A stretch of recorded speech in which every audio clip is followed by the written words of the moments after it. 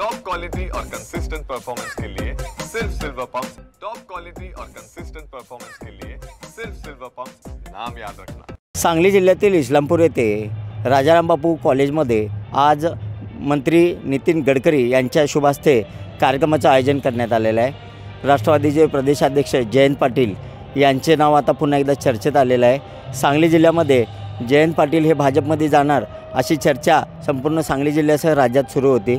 आज या कार्यक्रमाच्या निमित्तानं पुन्हा एकदा चर्चेला सुरुवात अनेकदा झालेली आहे।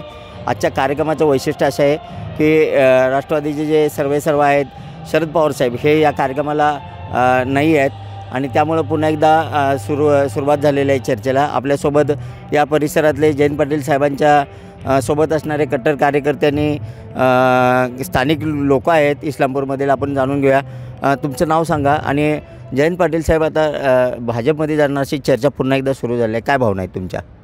मी कसबेडीचा अभिजित साहेब होते। जयंत पाटील साहेब शरद पवार साहेबांना सोडून कुठेही जाणार नाही। त्याचं कारण साहेबांनी गेली 6 वर्ष राष्ट्रवादी पक्ष जनसामान्यात पोचवायला रात्रंदिवस कष्ट घेतले आणि त्यामुळे जयंत पाटील साहेब कुठेही जाणार नाही अशी आम्हाला खात्री आहे। तरीही छत्रपती शिवाजी महाराजांच्या विचाराचा गनिमकाव्यानं काही निर्णय बदलला तर आम्ही साहेबांच्या सोबतच राहीन, साहेबांच्या सोबत राहणार। साहेब आमचा नेता हे आम्हाला त्यांचा माज आहे आणि अभिमान पण आहे। आणि दुसरा मुद्दा असा आहे की आता साहेबांच्या संवादाचा गैरफायदा पण भरपूर लोक घ्यायला असे दिसायला लागले।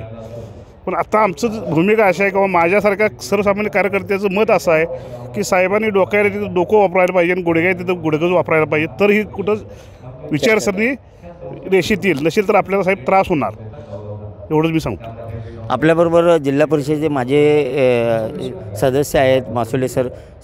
काय भावना आहेत? अशी पुन्हा एकदा चर्चा सुरू झाल्या, काय याच्या पाठीमागे काय राजकारण सुरू आहे का असं वाटतं का? या संपूर्ण राजकारणामध्ये विकासाला फार मोठं महत्त्व आहे आणि सत्ता असल्यानंतरच चांगल्या पद्धतीने विकास होऊ शकते ही सर्वसामान्य माणसांची भावना आहे। साहेब हे महाराष्ट्रातल्या राजकारणामधलं एक आगळं आणि वेगळं व्यक्तिमत्व आहे। अत्यंत हुशार, मुत्सद्दी आणि सगळ्या गोष्टीचा अभ्यास असणारच त्यांचं असं व्यक्तिमत्व आहे। ते जे निर्णय घेतील त्या निर्णयाची आम्ही त्यांच्या पाठीशी पूर्ण ताकदीनं आहे तिथं जरी त्यांनी काम करण्याचा निर्णय घेतला तर आम्ही पूर्ण ताकदीनं त्यांच्या पाठीमागे राहू। काही निर्णय घेतला तर ते जिथं असतील त्यांच्या पाठीशी आम्ही सदैव राहू, एवढं आमच्या कार्यकर्त्यांची भावना आहे। आपल्याबरोबर अनेक मान्यवर आहेत, या परिसरातील ज्येष्ठ नागरिक आहेत। तुमचं नाव सांगा। पुन्हा एकदा चर्चा सुरू झालेली आहे, तुमच्या भावना काय आहेत? याच्या पाठीमागे काय राजकारण आहे का? भावना काय आहेत तुमच्या? मी अशोक चव्हाण।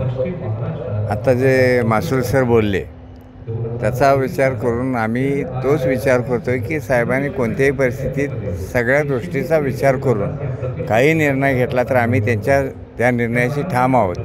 त्यांनी कोणताही निर्णय घेऊ देत, आम्ही त्यांच्याशी ठाम आहोत। आपल्याबरोबर आणखीन कार्यकर्ते आहेत, मला तुमचं नाव सांगा। कशा पद्धतीनं बघता की पुन्हा एकदा जयंत पाटील हे भाजपमध्ये जाणार अशी चर्चा सुरू झाल्या, तुमच्या भावना काय आहेत? तुमचं नाव सांगा। माझं नाव संजय चव्हाण, गाव कसबेडी ग्रज। जयंत पाटील साहेबांनी गेली 10 वर्षाला राष्ट्रवादी काँग्रेस पक्षासाठी प्रचंड कष्ट घेतलेलं आहे आणि त्यांनी घेतलेल्या कष्टाचं परिपालक म्हणजे तुमच्या लोकसभेला आलेल्या सीटा आणि त्यानंतर झालेली विधानसभेची निवडणूक झाली ती काय सगळी अशी बॅलेट पेपरवर झाल्याची तर निकाल फार वेगळा लागला असता। प्रसंगावधानाने आता ही भारतीय जनता पक्ष हातात सगळा कारभार असल्यामुळे त्यांनी हा निकाल लावून घेतलेला आहे।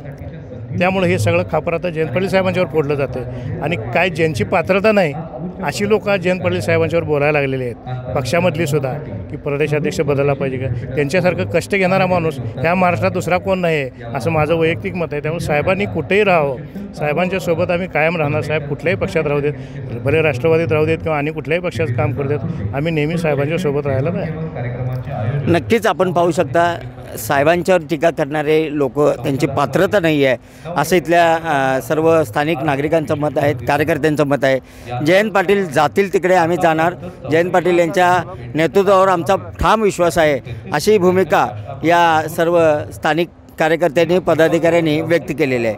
कॅमेरामॅन सुजितसोबत मी शंकर देवकुळे, TV9 मराठी, इस्लामपूर, सांगली।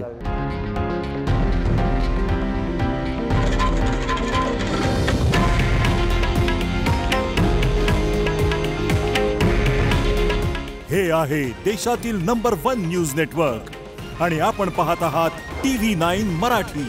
काळजी तुमची, हित महाराष्ट्राचं।